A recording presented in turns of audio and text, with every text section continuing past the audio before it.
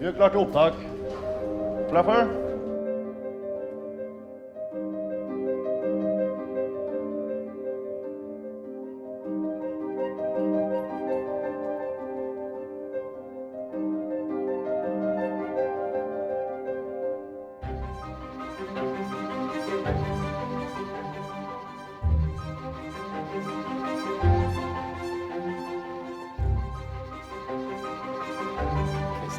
No. Please, please, please, please.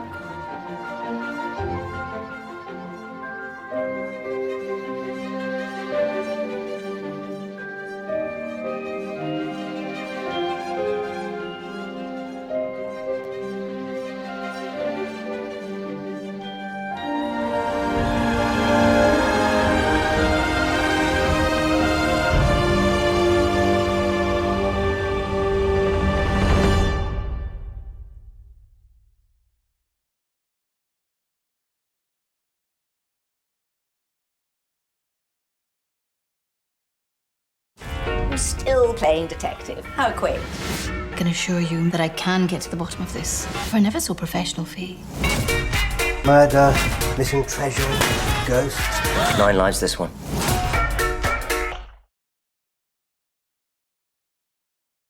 Hello and welcome to Unrestricted View Film Festival. My name's James Wren, I'm the festival director. And today for Meet the Director, I'm joined by Khalili, who is the director of The Old Civilian. Hi Kia, how you doing? Hi James, thank you very much for having me. It's a great honor and pleasure. So yes, we're finally here. Fantastic. So so how's lockdown been for you? It could have been worse. Just trying to get some work done. Did a few things here and there. Yes, it just could have been much worse, thankfully, but it could also have been better. There could have been no lockdown, but can't have everything. No, you can't. No. Yes. So The Old Civilian. Where did the idea come from? Talk us through how this all came to be. Oh, that's interesting. Thank you. Actually, it all started years ago when I first. It started as a feature film script. So I wrote that down first, and it was based partly on my experience being a foreigner in foreign land. In this case, me living in London, and I always wanted to talk about the people who were like me and were around me. So normally other foreigners. So it's weird. Foreigners tend to hang around with other foreigners. So not necessarily Italians. It's just yes. I mean I'm now godfather to one of my best friends who lives in Hong Kong.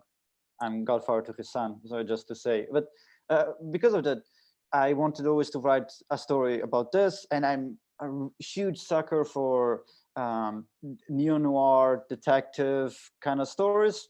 And I put these two loves together. I wrote down the script, which was a long script. I wrote now 20 drafts, I think. The first two were absolute trash, and then I tried to get on with it. And so from there, I got a producer who suggested, well, we should first probably make a short film where we, like a proof of concept, where we introduce the characters, a bit the tones of the film, and we can showcase and then see, how people respond to it.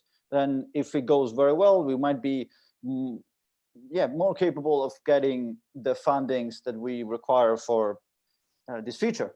I said, yes, great. And I wrote down the script for the short film, which is disconnected from the feature. It just introduces the two main characters, Kaori, this Japanese private detective, who has always lived this fantasy of being like a Humphrey Bogart kind of character, but set in like modern days. And her, her not companion, colleague, who Darish, an Italo-Iranian guy who works for her, and yes, it's a bit hot-headed. I mean, you'll see it when you watch the short film. And the inspiration behind actually the short film is interesting. I had read many years ago a story about our husband who had hired a guy to kill his wife. And I always thought that was so interesting because of how the events unfolded afterwards. I'm not going to give it away, otherwise I would give away a little bit of the of the of the story. When I say a little bit, I mean everything. So I'll just.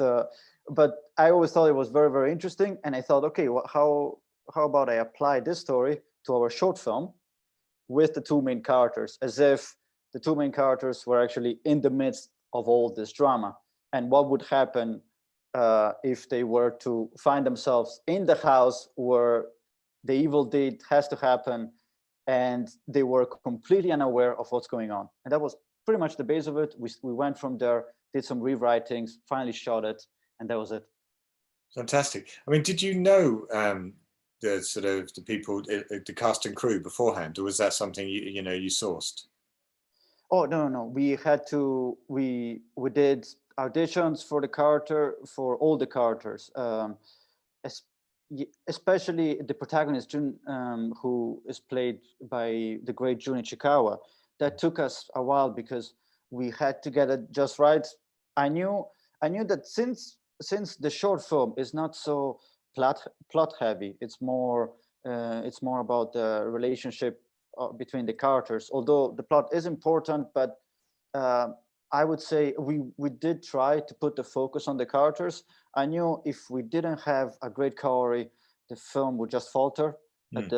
So that took us a lot of time. But we found the right one. She was perfect from the start, and then we actually were able to cast all the other characters, and they were all great. Gareth, who plays the man in the house, Elizabeth Beltram. They were all wonderful. It was great luck, but yes, we did have to look for them. And whereabouts did you shoot, and how long was the shoot? So the shooting happened between a week, just about, and then we did 4 days of rehearsals. I'm huge on rehearsals. I come from theater, and just as an actor, so I always thought I have to rehearse everything. And yes, so we went from there. We did 4 days of rehearsals, then I think 6 days of shooting in 3 different locations. We were very, very lucky. We used 2 locations for the house. One of them is our producer's house. He was very, very grateful to give it to us. And then the other one was my brother's apartment where he was staying at the time. We actually had to convince all his flatmates to give us the room. I mean, we gave them a pizza, some stuff, we bribed them, and then they gave us their apartment. And then the last location, which was the office of Kaori and Darish, which you see just in the second scene and right at the end. That one was another friend who lended us her apartment for a day, and we shot everything there. This was great, and thankfully we had all these people helping us. Otherwise, we would have never done it. But moving around the equipment, it was pure hell. And but it was fun this way. Then at the end, when it all said and done, it really felt worth it to go through all these hardships, and then okay, now we have a movie. It was pretty awesome. Yeah. So I mean, you're the writer, the director, and one of the leading actors in it. So if I was to say to you, you have to pick one, either a director, an actor, or writer, which would you pick? Oh, well, it's a very interesting question. I always thought about the idea of calling myself writer, director, and actor. I always thought it was so pretentious. I just could not, every time somebody asked me, "Oh, did you also act in it?" I'm like, "Yeah, I mean, just a little bit." And then, "Do you also write it?" I'm like, "Yeah, just I did my best." It just feels so pretentious. It's like, yeah, I slept with a director to get the job. So but the thing is, I started since I was very young as an actor. I always wanted to be an actor. And then I slowly transitioned into, which I think lots of actors did. I slowly transitioned and have done a slowly transition into writing. And then from there, I remember being in acting classes. I went from traditional acting, the theater one, and then I tried method acting and when I was taking method acting classes, I remember constantly thinking, whenever the teacher would give us directions, I would be thinking, well, I would have done it differently. That's a great suggestion, but I would like to add my own spin on it. And so that I just kind of grew into being a director. And so I cannot really pick. I mean, I would say director first, obviously. I want to be a director because this allows me the ability to tell my stories in the way I want to tell them. And really, yes, I feel like that's the highest form of creative expression in a sense, because you are in control. Because while an actor is in control of their body, writer is in control of the blueprint of a film, a director is in control of every aspect of it. It goes from the producing to the writing. I mean, sometimes it influences the writing, the acting, the look, and everything. So that's, I would say, director. But recently, I've been starting to think I rather be a filmmaker than just specifically. Obviously, when you're looking for a job, you gotta give an answer. You cannot just be a filmmaker. But my personal definition of it, I would like to be a filmmaker. I try to learn as much as I can about all fields of filmmaking, with obviously a particular emphasis on directing. Yeah, that's a good answer. So what's next for you? Have you got anything in the pipeline? Yes, thank you very much for asking. That's awesome. So what's next is, during this year, I actually shot a feature film, very low budget one. That was, it started as a documentary. I was contacted by this gruff farmer who lives alone in the countryside of Italy, and is very gruff, very alone. Though he likes his loneliness, he's a bear of a man, and he paints. He's also a painter. He's a peculiar man, and he has been spending decades now trying to recreate the original, what he believes was the original Last Supper by Leonardo da Vinci, because he believes that throughout the centuries, with all the restorations, we have lost the original painting. What we have now is just a bad copy of it, and so it started as a documentary about this man, and it slowly became a feature film about a nephew going and meeting up with his grandfather, and a relationship that they built together, with this leitmotif being art, and which is probably the only thing that brings them together. And this was like a very, it's an hour and 20 minutes long film, very slow. I mean, I hate this word, but poetic a little bit.